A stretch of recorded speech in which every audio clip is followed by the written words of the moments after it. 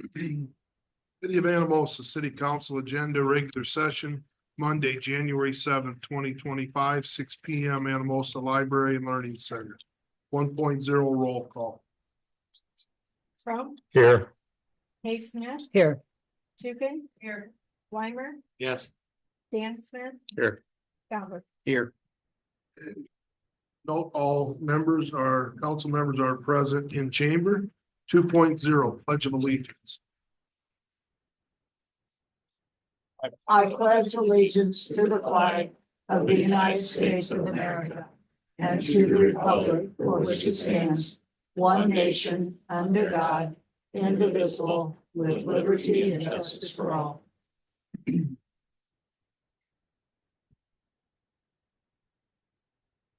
I go through each of the agenda items.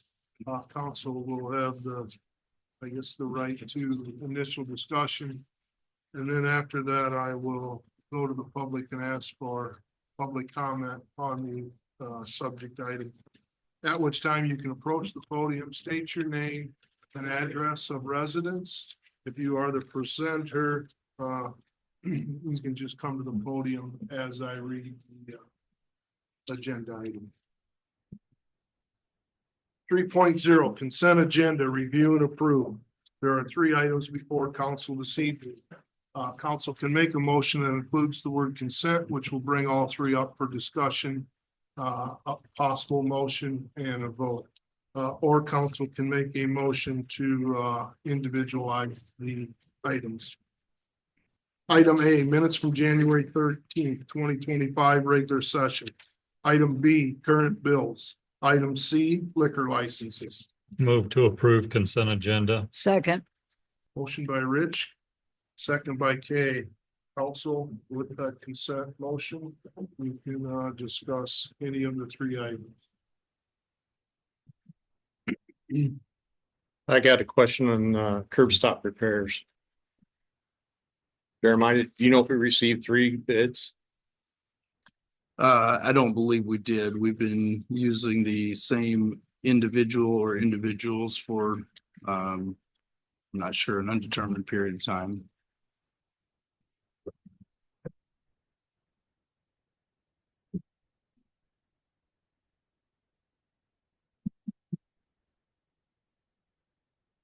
Is there a minimum that we need to go out for RFP?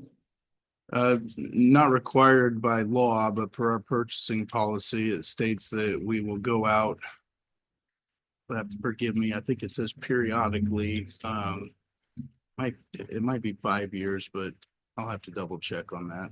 And I'm uncertain when the last time was we, formally did that as well. As we've got budget time coming up, could we look at that so we can have discussions that are work sessions? Thank you. And with it being a new year, well, new calendar year anyway. Also, any other questions or comments on the agenda items before you? Is there any public comment? Gina, would you conduct a roll vote, please? Hay Smith. Yes. Tukin. Yes. Weimer. Yes. Dan Smith. Yes. Calvert. Yes. Trump. Yes. Consent motion carried. 4.0 4.0 public hearings, none. 5.0 proclamations. 5.1 human trafficking and awareness prevention month. Proclamation then now before us. I will read it. Proclamation, Human Trafficking Prevention and Awareness Month. Whereas human trafficking is the use of force, fraud, or coercion to compel a person into commercial sex acts or labor services against their will.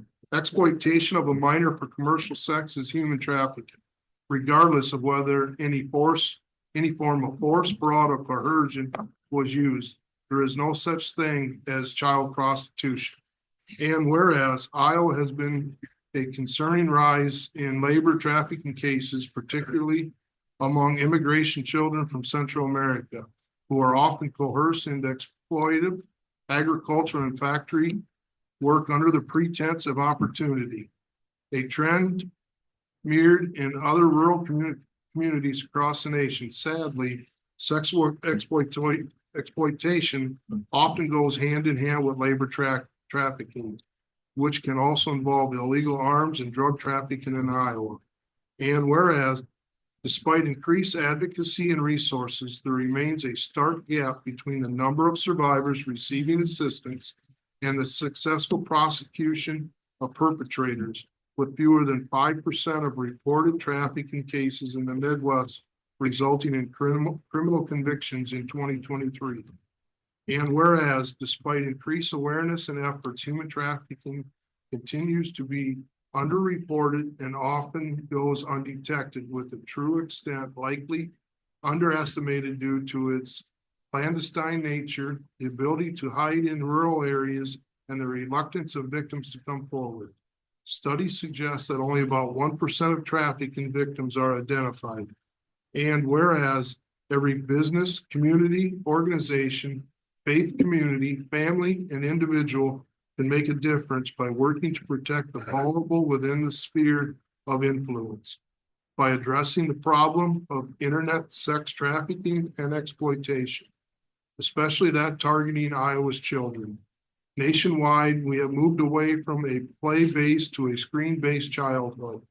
1 in 5 youth aged 10 to 17 report being approached by an online predator. Note that these are only the numbers reported. In 2023, social media platforms like TikTok, Facebook, and YouTube flagged millions of pieces of child sexual abuse material, which were referred to the National Center for Missing and Exploited Children for further investigation. U.S. teens report spending an average of 9 hours a day online, excluding homework time. And whereas the city of Anamosa joins Chains Interrupted in their dedication to providing community outreach and education, legislative advocacy, training, promotion of services to survivors of human trafficking, and collaboration with law enforcement. And now, therefore, I, Rod Smith, Mayor of Anamosa, Iowa, do hereby proclaim the month of January as Human Trafficking Prevention and Awareness Month, and encourage all of our citizens to become more informed on this growing problem, to be vigilant and report suspicious activities, and to work towards solutions to end trafficking in all its forms in our community. For assistance with this, reach out to Chains Interrupted at 319-364-0222. If you see something that doesn't look right, reach out to the National Human Trafficking Hotline at 888-373-7888. In witness thereof, I have hereunto set my hand and caused the great seal of the city of Anamosa to be affixed this 27th day of January 2025. Thank you so much for doing that, Mayor. And thank you, Anamosa, for being a light in this really, really dark, heinous crime, to be honest with you. I want to tell you just a quick story, and I promise to be brief. I know we try to not take too much of your time, and it's a really long proclamation to begin with. But just a couple of things. Last month, we were able to, I don't know if you've heard of the IBAT program, Iowa Businesses Against Trafficking. There are some businesses in Anamosa that have signed up for that. Last month, we were able to, because they got training, because that business got training, they had a young teen who was trafficked in Iowa, hiding in their bathroom, and they recognized what was going on. And they gave us a call. They dealt with her immediate needs and took care of her and gave us a call, and she's back home. So when we talk about that 1%, she was the 1%. And they don't get home, right? They have a lifespan of 7 years typically. 90% is done online. If your kids are online, pay attention to what's going on. If your grandkids, I have 6 grandkids, they are online. And I try very hard to stay in touch with them. So we appreciate what you're doing. We have 18 different presentations. We'd be happy to come and train your community, train your businesses to see what they're supposed to be seeing. Law enforcement. Monticello has Sheriff Grauber. Jones County or Monticello? I can't remember for sure, but they're very up to speed on what's going on. And I know that Anamosa is too. So we're really grateful for Jones County and its commitment to creating a safe community for your children and my grandchildren. So Do you mind if we take a picture? Would that be okay? Sure. We don't No, that's fine. have. When you shake your head, I think, okay. I just didn't want to interrupt the proceedings very much, but Thank you. you're welcome. Okay.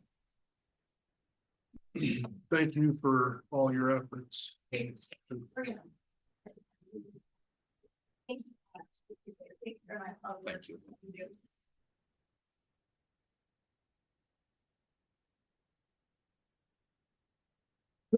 6.0, postponed items and unfinished business. 6.1, resolution 2025-02. Committing a local match from the city up to $665,610 for phase 3 of the downtown revitalization project.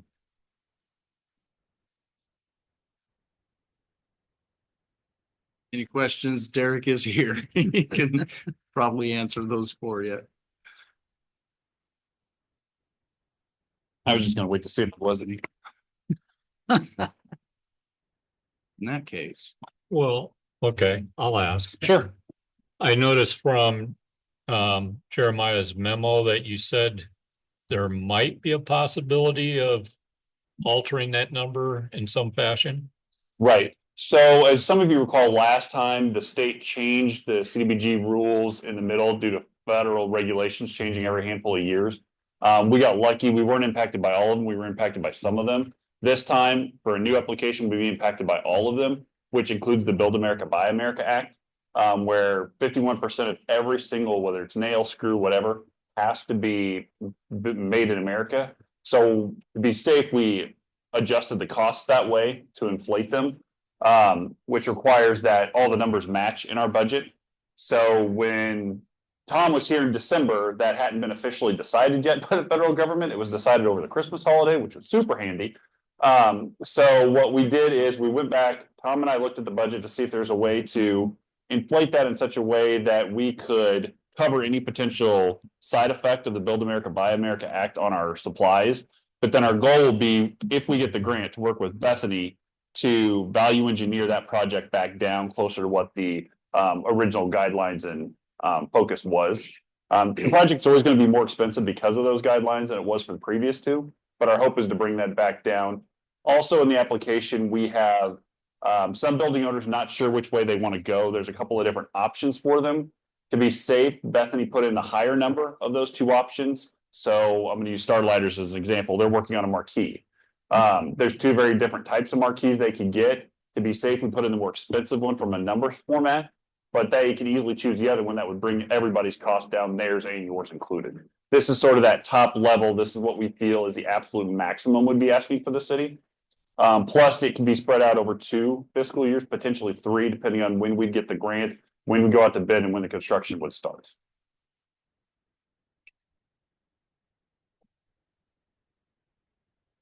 So I'm just kind of curious and not picking on Starlighters, but if they want the more expensive marquee, that should be on them. Well, and that was a conversation that came up. However, if you remember the first 2 times that we had this conversation about submitting applications, the goal of the city at the time was to keep every business and every building owner at the same level, because some of them on the side that are now getting done have been waiting since the first one.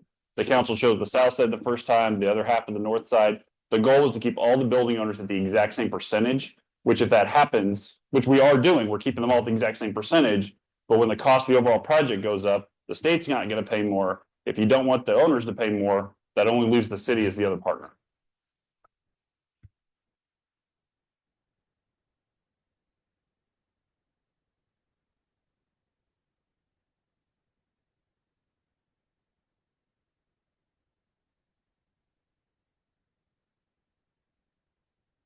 Just out of curiosity, what would happen if we said we wanted to take a break and push this off maybe another year or 2 years? That's your call. I mean, one, it'd probably get more expensive to do. I haven't seen any of the costs come down since we first started looking at this in 18. The other thing is you'd still be out the money you've already paid to Martin Gardner. You would get a bill from EasyCog for the work they've done up to this point, and there's no reimbursement for that. And you'd have to go through it all again and whenever you decided to do it. And you'd have probably a lot of angry calls from building owners on that other half of North Main. After this phase, is there, is this the end of that particular program, or is there another phase that's coming? This was the end of the initial conversation. I know the mayor and I had a conversation about a year ago, asking if there was a way to go back and hit properties that were missed, especially some of them changed hands. The state hasn't made a determination yet if they're going to allow that. If they do, there could be an opportunity for a fourth one down the road, but at the moment, that possibility doesn't exist. And this proposed commitment is worst case scenario, it could be less than what's being. And it could be a lot less. As we know from this last project, between the time we submitted the application and went out to bid, we had a building drop. And then we had some unfortunate, contractor issues. So it can easily go down. Our goal is to make sure that this was the top number.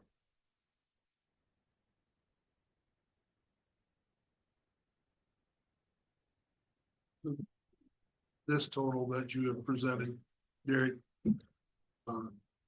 It's basically 165,000 increase over the previous projects. Correct. How many storefronts are involved in this? 12. So it's actually a bigger project than either of the previous two, which only had 10. That's what I thought. Okay. And you said you think this number could actually be spread out over 3 years? Depending on when we get it, if the applications due this week, say they turn it around, surprisingly, if the state can turn it around next month and we get it in, realistically it'd be 2. But if we don't find out for 6 months like we did last time, by the time we get to construction, it would be into your probably 3rd fiscal year, so it can be spread out over those 3. That'll somewhat depend on the state, but either way, it'll be spread out over 2. Okay. Well, obviously, 165,000 is not chump change by any means. Nope. And it is tax dollars that we need to be fiscal about as elected individuals. You feel strongly enough that this number is a true safety net that would capture it at a maximum, but also believe there's a strong possibility it comes in less than this. As best we can, yeah.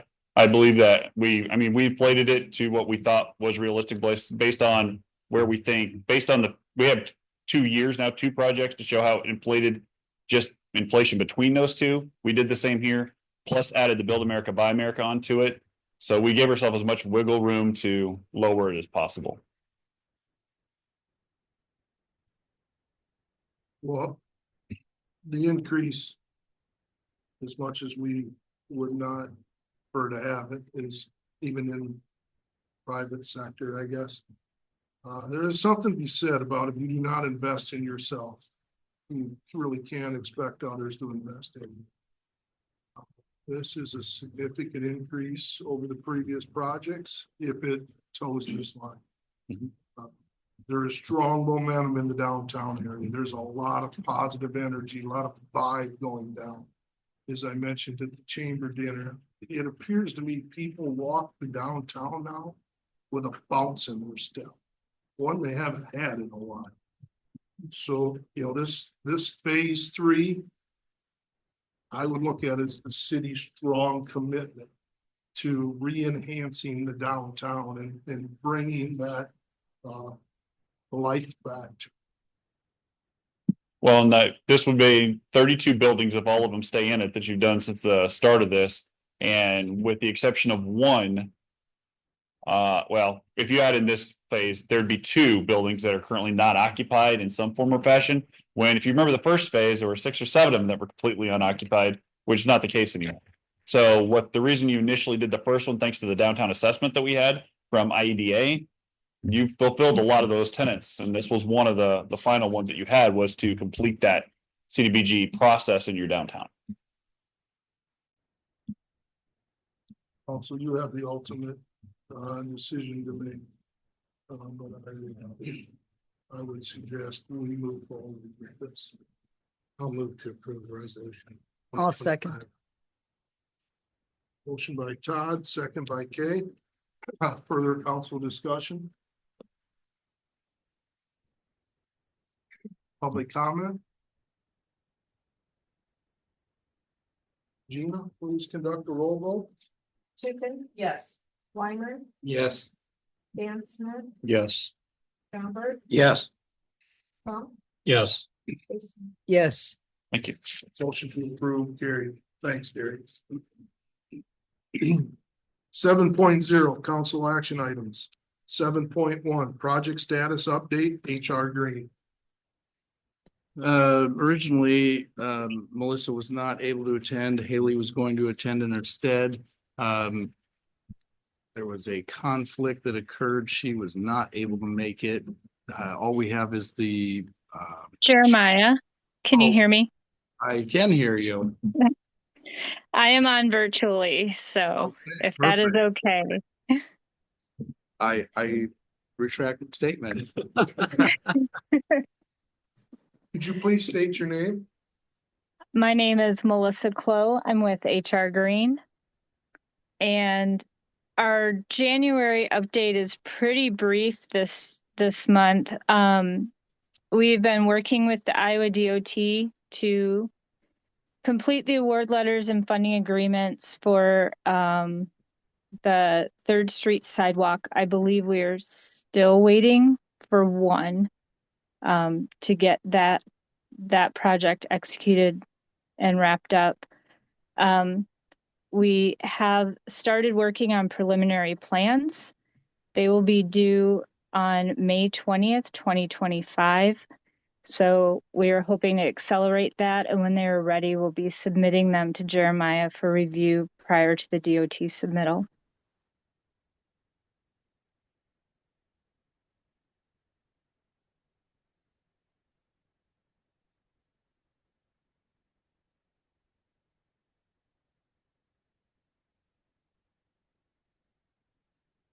So do you have any? Come up again in conversations in the next month or so. I will leave that up to him. There are no updates on the Well 7 siting study or the water treatment plant disinfection program. And then Haley has continued to work on the sewer in the alley between Ford and North Huber. We have updated an amendment that has been provided to the city to include the reconstruction of Cedar Street with that project. And those additional scope items are on hold until that amendment is approved. Is there an update for us on the eminent domain or easement process for this project? None at this time. Okay. And then the city GIS work is ongoing as it was previously, updating headstones and plots. And we're continuing to maintain the GIS database. And as far as the Dillon Military Bridge, the only update I have is that I'm continuing to discuss this project with a number of different federal agencies about potential funding. So I will send a summary to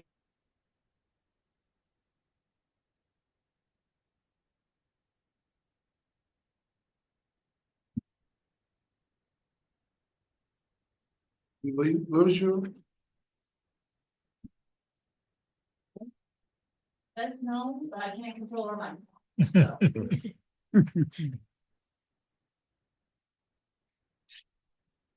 So I would ask Jeremiah, do you know if the Dillon Military Bridge is priority? We're under a timeline.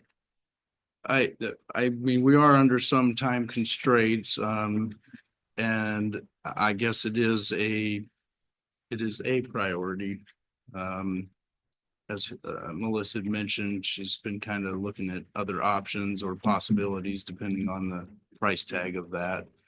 Of course, dealing with the federal agencies, I know the Army Corps of Engineer and such, trying to kind of figure out which way we need to go. Can we put more emphasis on that? for that timeline?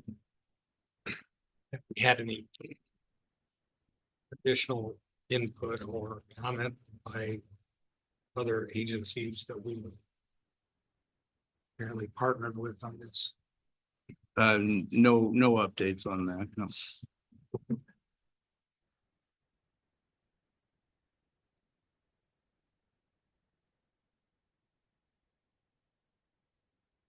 I'm in agreement with Dan that it certainly should be a priority.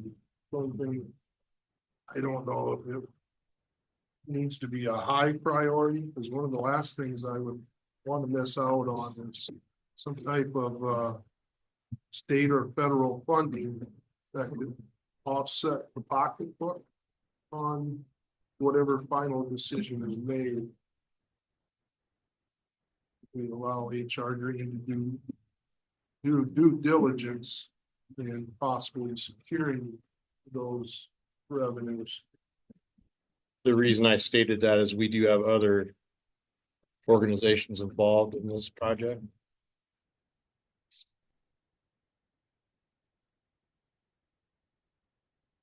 Also, do you have any other questions or comments for Jeremiah to take back to HR Green? Jeremiah, they were mentioning on the Third Street project. There had been discussion about concerns over the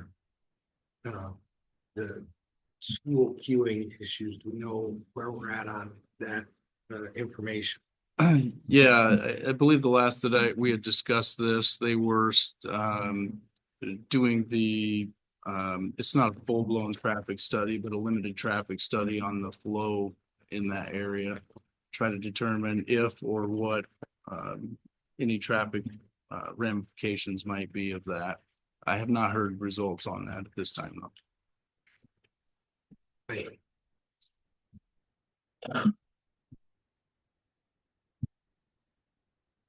Anything else?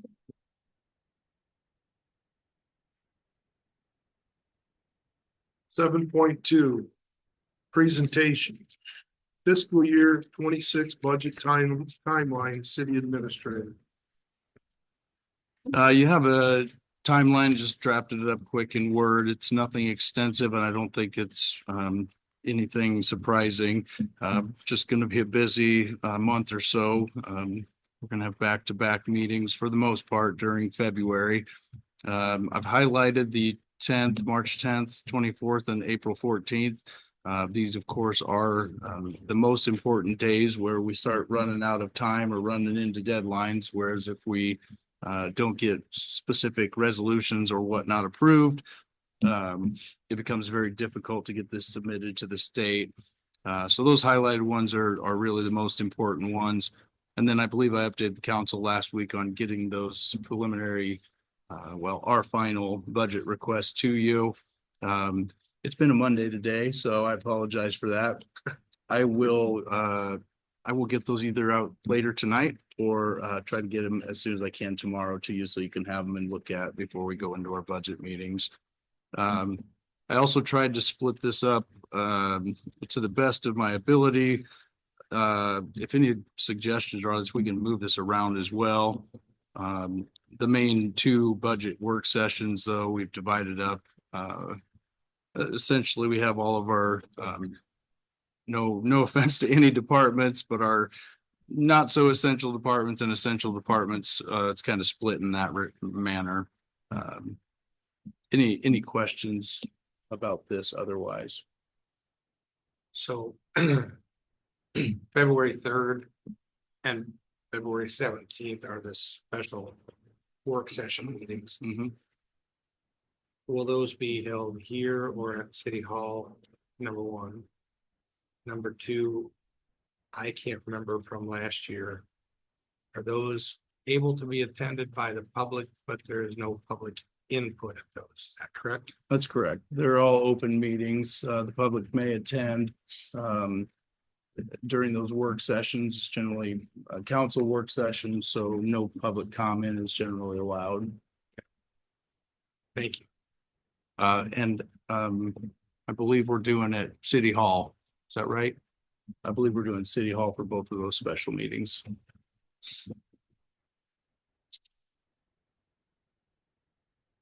Like council meetings, it's what we proposed.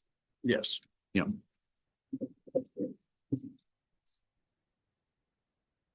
Any other questions for Jeremiah on this budget timeline? Gonna be busy in February.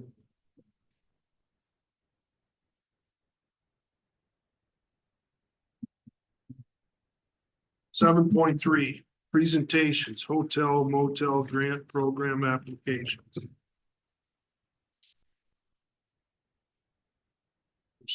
Seven entities listed on the agenda. We'll just go down in the order of the listing. So after I read, you can come to the podium. A, Jones County Economic Development. Hi, everyone. Jones County Economic Development. I'm Derek. So just to sort of update you on what we've been doing the last year or so, last few years in Anamosa. Some of you've seen it firsthand. Obviously, one of our big things is the CBG projects, which we talked about earlier and that we've been doing and that we continue to do. If we get this latest application that we submit this week, we will have over $1.8 million invested from the state alone in the downtown of Anamosa. And the projects themselves will be over $5 million over the last few years.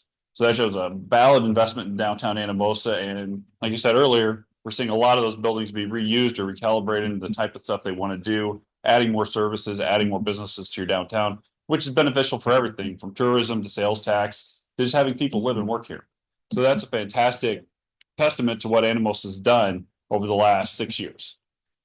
Excuse me. We also helped, as you may recall, a few years ago with the wayfinding signage.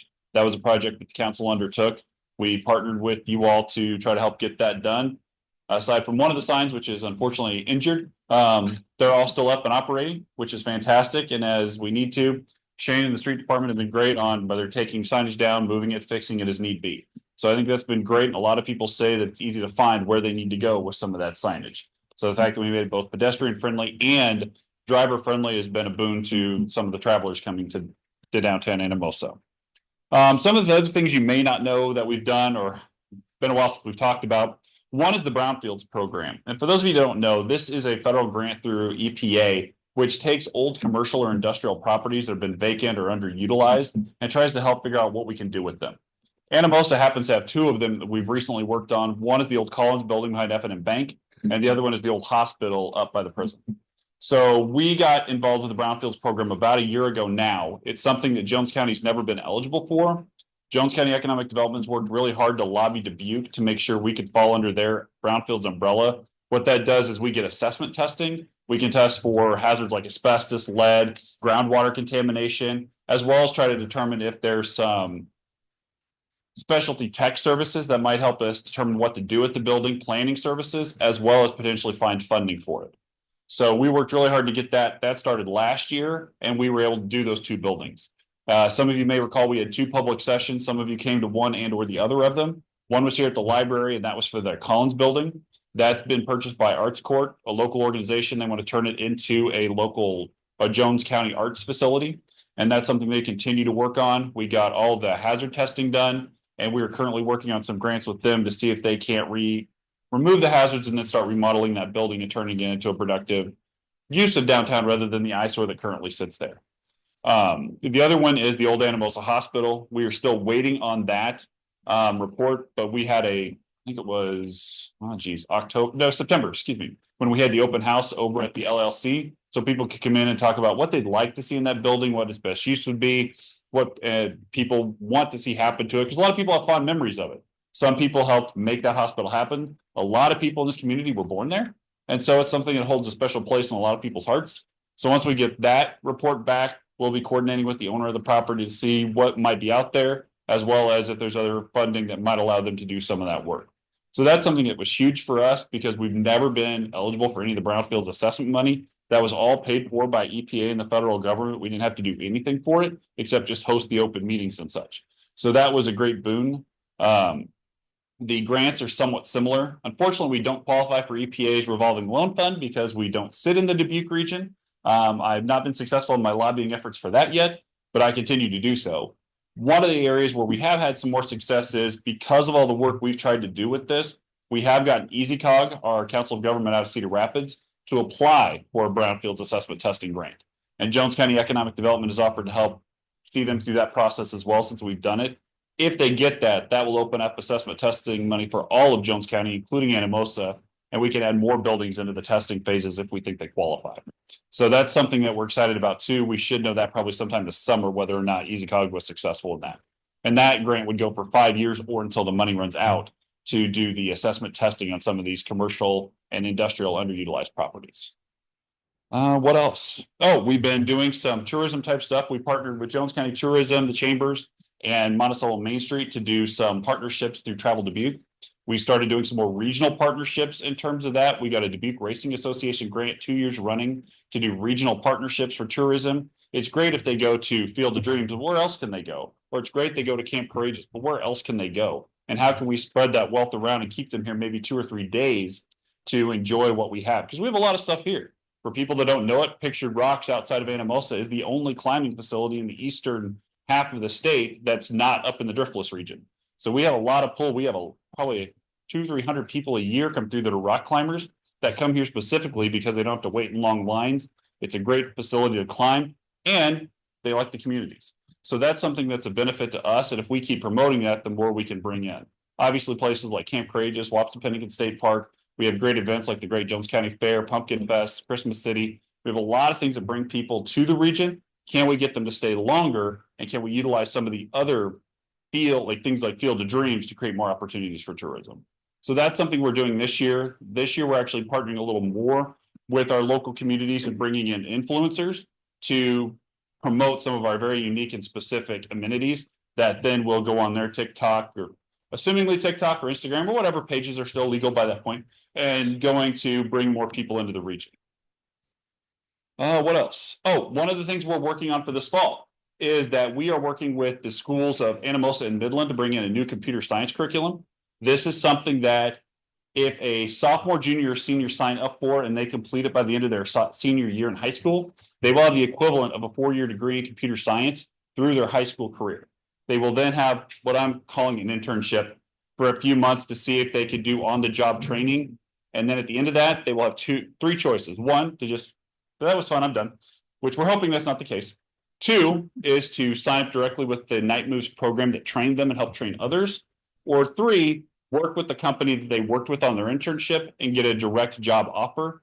That job offer does not allow that company to force them to move. They have to be allowed to stay and work locally. And that's something that one of the things that drew us to this program, because there's over 1 million computer science jobs a year. Computer science graduates are only at about 100,000 a year. So there's a huge gap between what exists out there and what the potential opportunities are.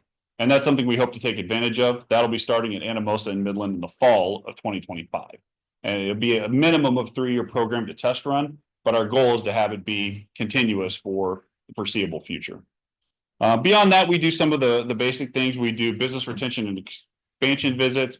We see what businesses might want to expand, what businesses might want to come here, see what it takes. We worked with Jill on some of them out at the commercial park, which all those lots are sold now. So that's something that, we don't have anymore.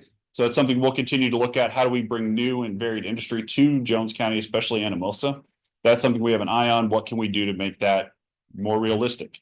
We obviously attend things like conferences and workshops to see what other ideas are out there that we can steal, rip off and duplicate instead of R&D. Why do it ourselves if somebody else has done it and it works? Why not take advantage of that? Grant writing and research is where I spend a lot of my time. It's something that I have a background in. So we bring a lot of grant resources to Jones County, and that's something we hope to continue doing in the future. And then for us this year, we have a dedicated focus on housing, and that can be a very types of housing. For some of you to get the paper, you might have noticed we hauled a giant house from Newton all the way over to Monticello and placed it on a foundation. That's something that was done through Jones County Economic Development in a partnership with the Newton Correctional Facility. So that is a brand new house, 1,200 square feet, 3 bedrooms, 2 bath on a full unfinished basement. And that's something we're probably being around that 200,000 price range, but you cannot build a new house for that. So that's something that we're trying to figure out ways to get affordable housing into our region, whether that's upper story housing, remodeling current housing, or figuring out affordable ways to develop new housing such as this program. So that's something that we're excited to work on this year and hope to continue doing. And we feel that the partnership with the city of Anamosa has been very strong over the last 6 years. And we hope that's something you feel as well. And that's why we're here tonight, to hope that we still fit into your budget plans for 2026, 2025, I guess. It's your 26 budget. So do you have any questions for me? All right. Thanks, guys. Thank you. Thanks. B, Anamosa Festivals Incorporated.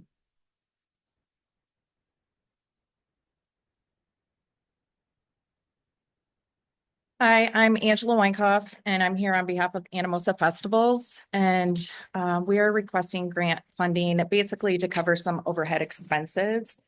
Currently, the organizations that use our services to acquire grants using our 501c3 designation use our services for free.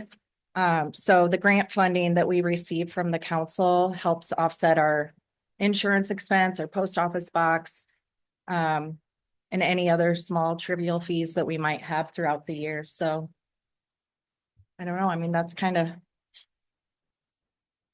basic. Any questions? Yep, can you name some of the annual events that? So the biggest event that we sponsor fiscally would be Pumpkin Fest. We work closely with the chamber to raise the funds that pay out the cash prizes for the way off and offset the expenses of the kids' games and different activities that are on Main Street. Our services, because the chamber is not a 501c3, the people who are making the donations through our organization can get a tax write-off most times because we are a 501c3, and then we make sure those funds are distributed in the way that they would like them to be. We've also served as a fiscal sponsor for the Rotary when they did their sidewalk project. The Anamosa Fire Department got 2 different grant requests this year, one through Anamosa Community Foundation and one through Jones County. They used the funds to offset the expenses of extrication tools and new nozzles for their hoses. Yeah, so that's kind of what we do. Thanks, Angela. Yep. C, Jones County Tourism Association.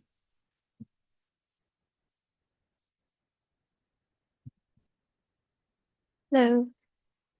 Eileen Weaver, Director for Jones County Tourism Association. I actually have a handout for you guys. Can I pass it on? Okay.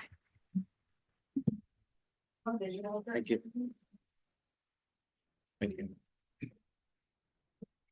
Thank you. Thank you.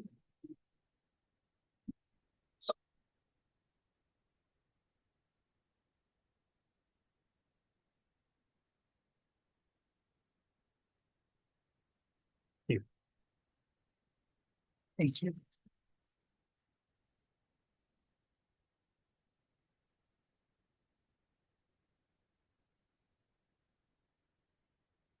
Like I had said previously, Kylene Weaver, Director with Jones County Tourism Association.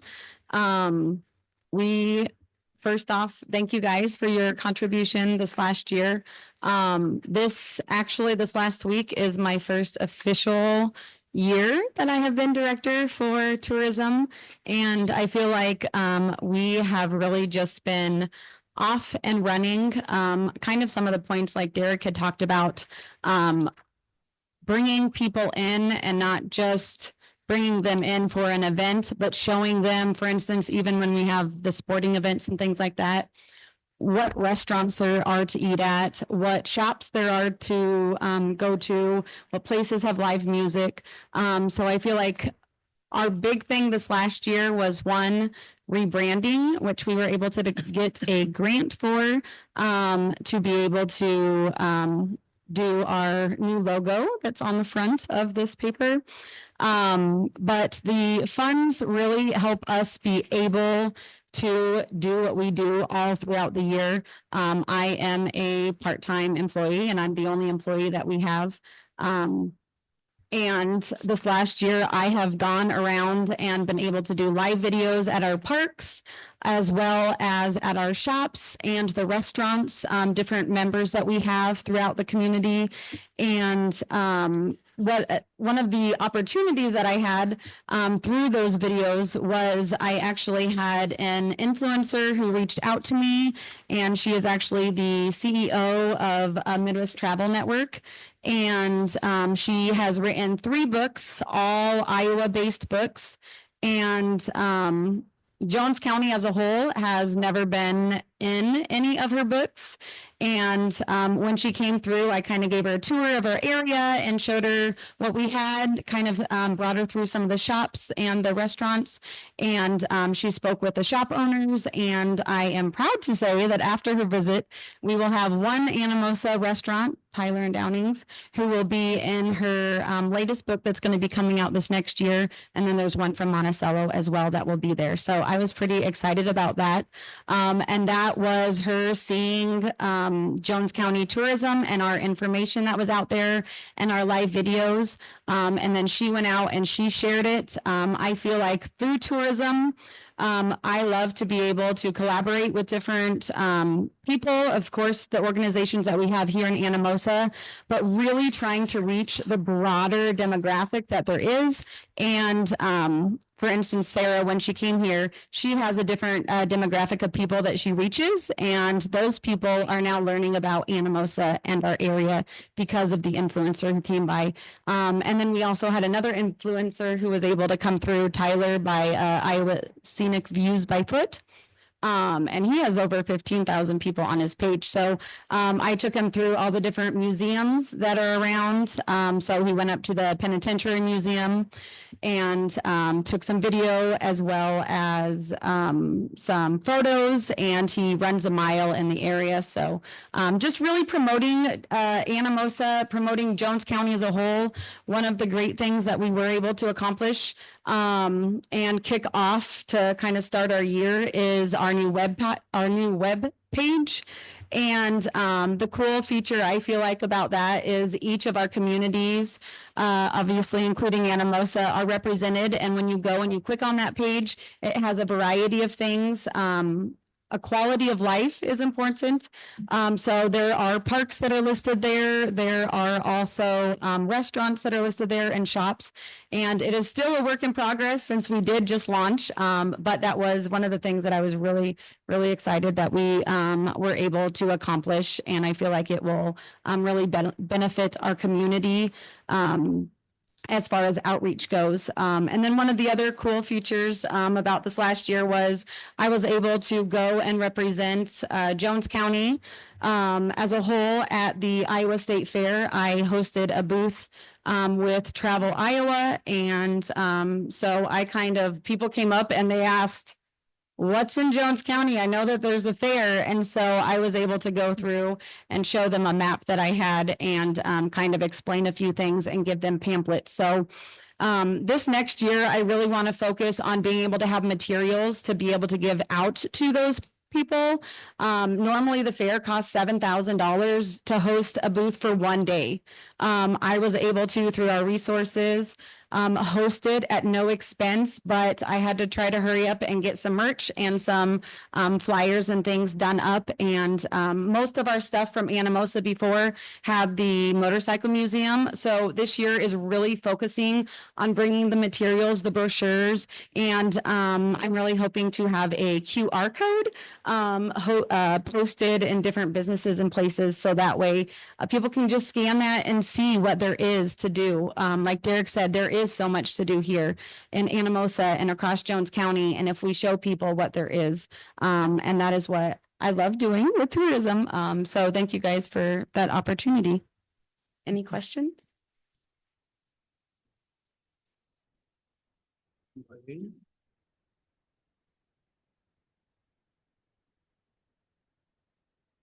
The Anamosa Chamber of Commerce. Hey, everybody, I'm Blair Lawton. Really want to thank the council for having me here tonight. We've really supported the financial support in the past from the council and really the support of the city as well with some of their departments with things like barricades and having safety at our events. Wanted to provide a few event updates today. Most recent update was we had our annual celebration dinner a couple weeks ago out at the Ava Center. Really good turnout for that. I think this is the first time since I've started that we've had over 100 people attend that. Got a lot of good feedback from folks on just the theme and the program that we put together for that. Right now, we've got a couple things we're focused on. One is really building out our event schedule for 2025.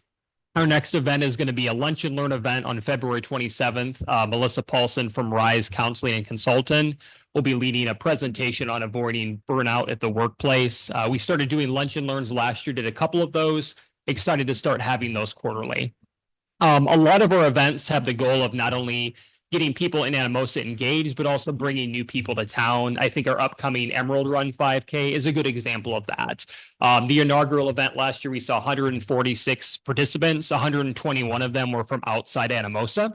So really our hope is that with some of our events, we can get people to town, but before they're leaving, hopefully they're stopping and getting a cup of coffee, grabbing lunch, fueling up their vehicles, and then going home and telling their friends and family about the good times that they had in Anamosa. Also continuing to try to build up our membership, and we have seen membership continue to grow. 2 years ago, we brought in 38 new members. Last year, we brought in 24 new members, really working to kind of expand that outreach to businesses and organizations to find out how we can be most supportive and how we can be most helpful. Thank you, and happy to answer questions if there are any. Thanks, Blair. E, Anamosa Rotary.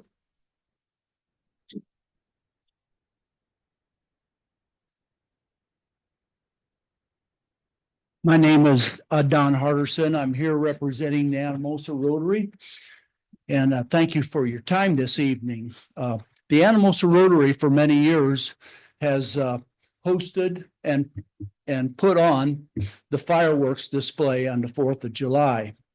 And over the years, we have added a food stand, and also Becky Dirks has added the children games and fun area.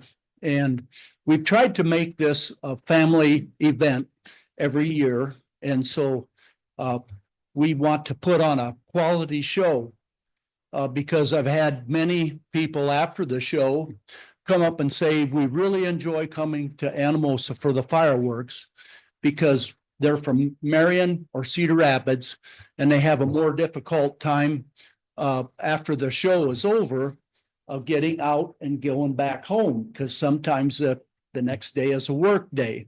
And I want to thank the Anamosa Police Department for making an orderly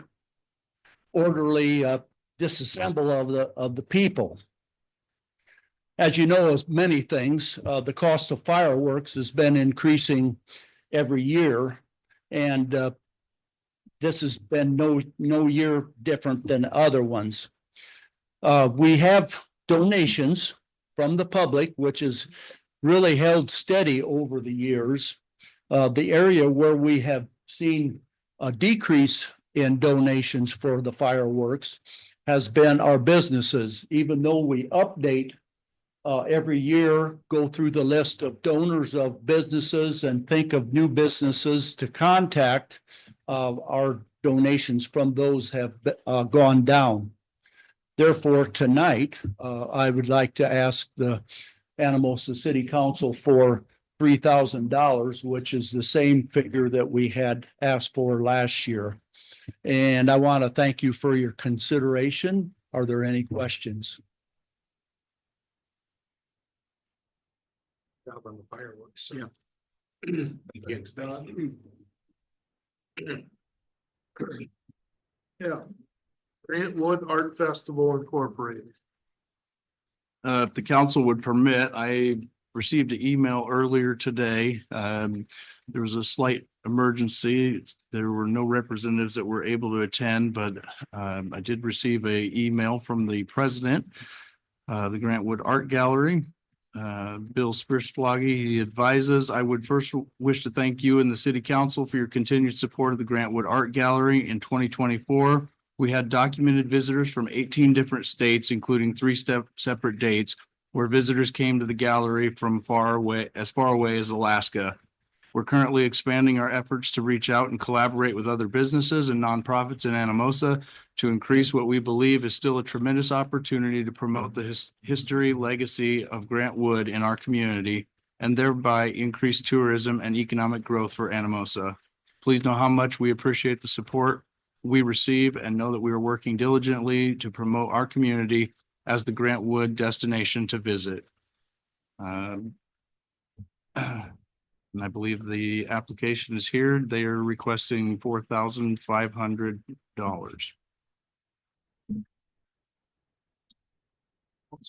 Questions, comments for Jeremiah to take back to Greenwood?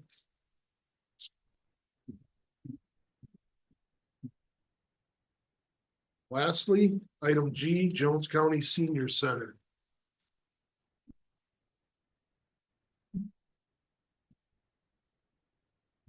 Hello, everyone. My name's Lisa Tallman and I represent the Jones County Senior Center. First of all, I'd like to thank you all for your support for senior dining. Senior dining program depends on a wide variety of funding to provide meals to all the seniors in Jones County that need our services. Although we're under a county umbrella, our program is essentially a nonprofit that is not mandated. Federal dollars that we receive help cover about a third of our costs. The rest is made up from contributions from the seniors that we serve, donations, fundraisers, the cities we serve, and the county that we serve. With that help, we can give local seniors a nutritious daily meal. Our dining rooms offer socialization, haycap produce pantries, donated goods from churches and individuals. Last summer, we provided fresh vegetables to the seniors through the penitentiary gardens. Local farmers also donate fruits and vegetables as well. We provide oversights on all of our clients to ensure that they are safe and have at least one meal a day to eat. In Anamosa, I estimate we're going to serve over 9,000 meals next year. Approximately 6,000 home delivered and 3,000 congregate. I'm asking for your help in funding to provide those meals.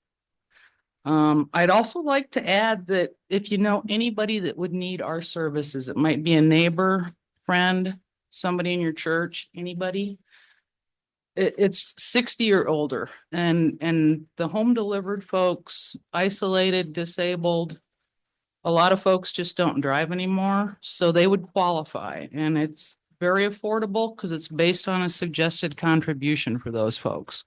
So I think there's a lot of people that aren't aware that they would qualify for us and we could help them out.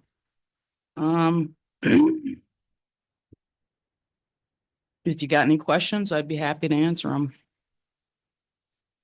You know how many meals you served this last year? Approximately. Well, I'm shooting for this next year to be about 30,000. I'd say the city of Anamosa and city of Monticello are pretty similar in numbers. Thanks for what you do. Love doing it. I think the program is a necessary program because for some of those that get the home delivery, those are the only set of eyes that see those people on a daily basis. And I know when my mother-in-law was at home, if she wouldn't open the door, they'd call my wife, say, hey, she's not answering the door. We need to get eyes on her. So it's a very good program. Yeah.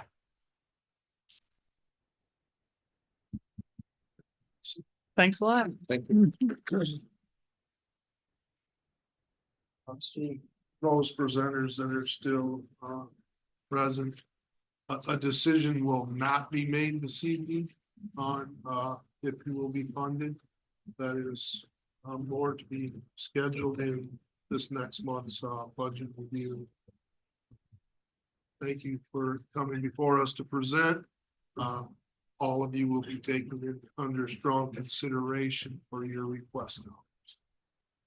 Thanks for what you do to promote Anamosa. 7.4 Resolution 2025-03. Setting the date for the public hearing to amend the Anamosa Code of Ordinances by amending chapter 165.23, item 3 pertaining to supplementary district regulations, fences. Just a minor oversight on my part. Had a little miscommunication at City Hall. We did a first reading of this at the last meeting. However, we are required to have a public hearing to make these zoning changes. So we're just kind of starting the process over again, just to be a couple of weeks delay. So this is just to set the public hearing and begin those readings. I'll move to set a public hearing for February 10th, 2025 at 6 p.m. I'll second. A motion by Rich, I picked up on Dan seconding. Council discussion.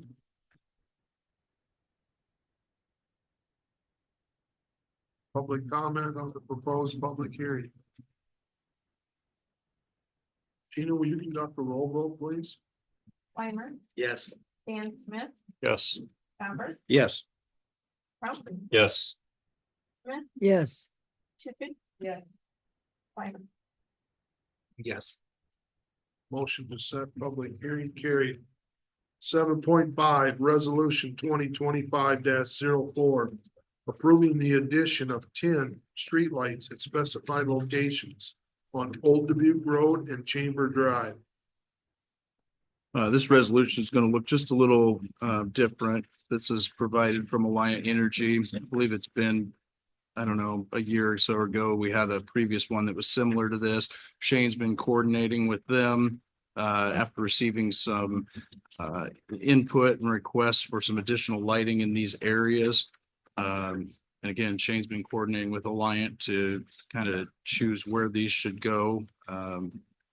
They're recommending these 10 new lights. And we'll get those put in. The maps that they've included are kind of hard to read, but I'm sure he can express some clarification if necessary. Good evening, Shane Brown, Street Superintendent. So over the last year, since we put lights in, we put 14 in the last time. We're doing 10 this time, which they're going to do one bigger light at the 5-way, which will really light that up, and then 7 more will go out there on Old Dubuque Road for the school, for people walking so they can see. And then also 2 will go on Chamber, 1 there at right behind Mikado's, and then 1 down there by oh my gosh, the water place, McAleer. We can only do 2 there because of what is on the poles already. I would have liked to have seen another one, but there's too much hardware on them. But 2, I think, is out there is going to really light things up a little bit. They had a substation out there at one time, and when they did the 2 new transmission lines, that substation was eliminated. So we lost the light off that transmission place. So I've sat down with Alliant Energy and we've been kind of driving around, and we thought these 2 areas would be good for this year.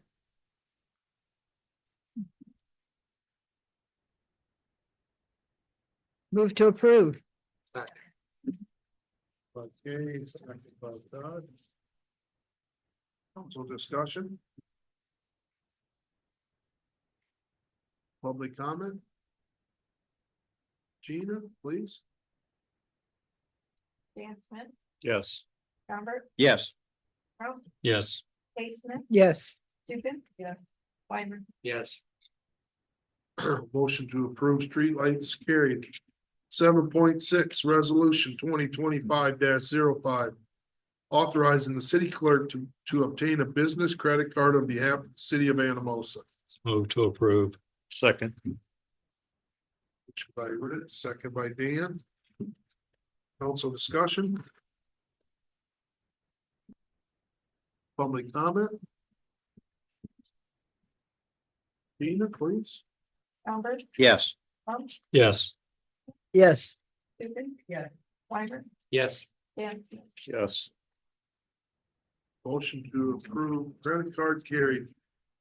7.7, review and approve purchase of ultra tile flooring in the amount of $3,970 by the Parks and Recreation Department. Kale Yoder, Parks and Recreation Director.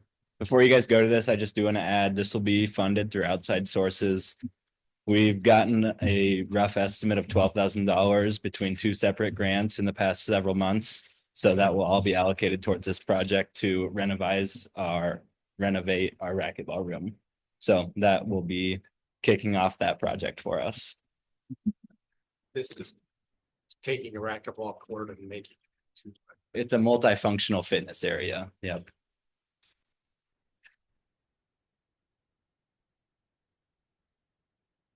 I'll move to approve. Second. Motion by Rich, second by Brooke. Council discussion?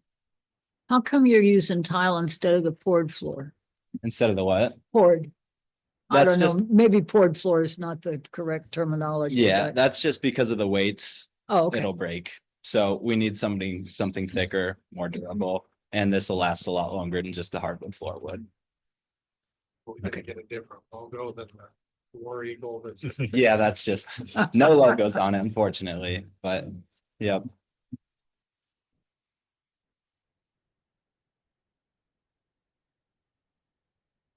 Gina? Yes. Eastman, Yes. Tukin. Yes. Weimer, Yes. Dan Smith, Yes. Bamber. Yes. Motion to approve purchase carried. Gail, thanks for your efforts in securing outside funding to cover the expenditure on this. 7.8, review and approve consent agenda. Pay request totaling $164,628.50. There are 4 items listed. Council can make a motion that includes the word consent, which would bring all 4 up for discussion and vote. Or council can make a motion on any of the items. Item A, from EC Cog in the amount of $2,700 for Flow EQ Basin Project. Item B, from WRH Incorporated in the amount of $137,750 for the Flow EQ Basin Project. Item C, from HR Green in the amount of $17,045 for the Elm and Hickory Street Sanitary Sewer Project. Item D, from Martin Garner Architecture in the amount of $7,133.50 for Downtown Revitalization Project.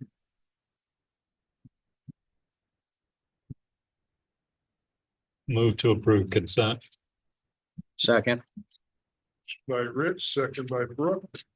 Council discussion on any of the 4 items.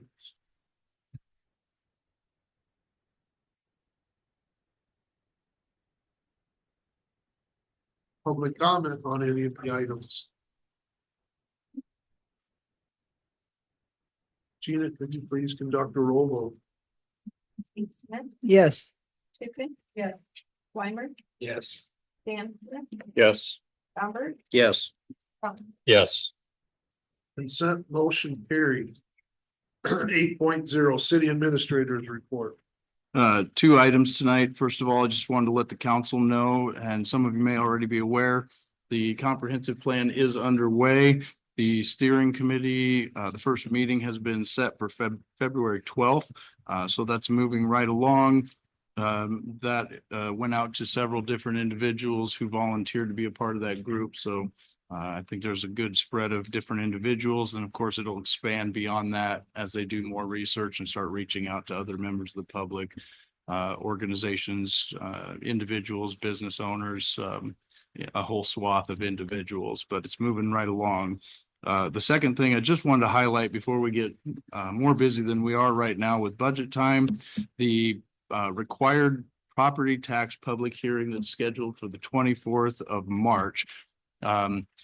Please, if you know anybody that has any comments or if they come to you with comments, please get those to me as soon as possible. I know it's kind of frustrating. Some of the public expressed this last year.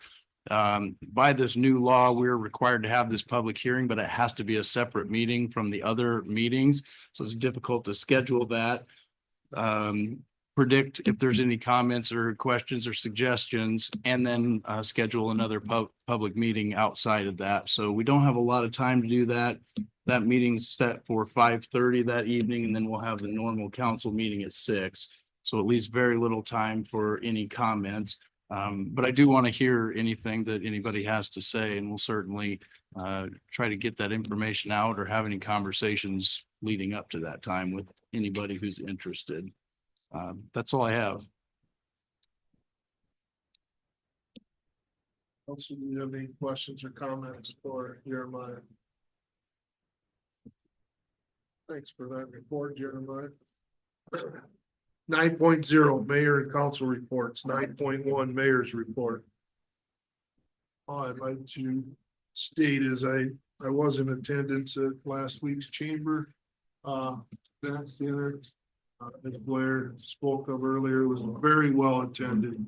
And obviously, the local businesses that make up the chamber had tables of their teams there. It was a very eventful, fun evening. Just wanted to let Blair know you did a fabulous job of engaging the public that was in attendance and setting the whole night. 9.2 council reports. There are Valentine events at the library and at the community and at the LCC the library one's on the 21st. I don't remember when the dance is. It on the 21st too? Oh my goodness. We'll just be spread out all over town on the 21st, won't we? Yes. Get some new dance shoes there. Well, no, I'm working pancake supper. I hate pancakes, but. Thanks for that report. Anyone else? 10.0 public comment for items not on the agenda. Please come to the podium, state your name and. My name's Johnny Rich, resident here in Anamosa. I live next to Matt McQuillan on Main Street, the start of the Black Light District. Off Main Street, as you referred to, walk. And I'm asking for enforcement of your city ordinances and equality amongst the tenants that live along there too. Said equality, and I stated it. Thank you. Have you taken your inquiry to City Hall at all? Excuse me?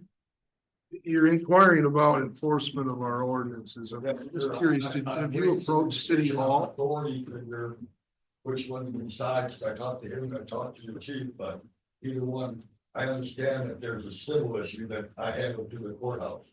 But I'm asking you to just enforce the simple ordinances that you already have, like snow shoveling.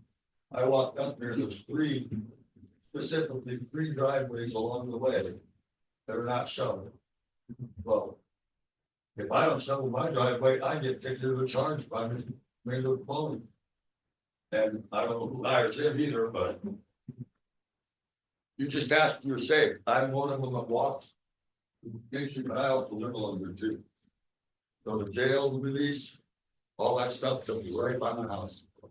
Luckily, I have very, very good landlord. This is my neighbor. And I'm surrounded by people in my neighborhood of 50 years or longer of residents. Thank you. So please, can you decide which ones to enforce? Because my neighbors are asking, I have no answers. Thank you. Is there anyone else? By the way, you're welcome to comment to me directly at 505 West Main Street. That's my residence.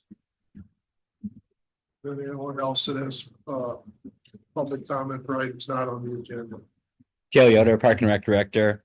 I just wanted one more thing. On Friday, February 7th, I believe is the right date, we'll be starting a new program at the LCC. It'll be a free community day for anybody in the community. Entire access to the whole facility due to a partnership with the 5210 funding proposal with Iowa Health and Human Services.